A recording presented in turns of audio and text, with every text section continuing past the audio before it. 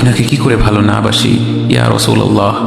যখন আপনি আমাকে ভালোবেসেছেন সেই 1400 বছর আগে, যখন আপনি আমাকে মিস করতেন, আশা করতেন যেন আমার সাথে দেখা করতে পারেন, অথচ তখনও আমি জন্মই হইনি। সেদিন সাহাবীরা আপনার চোখে পানি দেখে বলল, ইয়া রাসূলুল্লাহ, আপনি কাঁদছেন কেন? আপনি বললেন, আমার ভাইদের খুব দেখতে ইচ্ছে করছে। সাহাবীরা বললেন, আমরা কি আপনার ভাই নই ইয়া রাসূলুল্লাহ? আপনি বললেন, না, তোমরা আমার সাহাবী।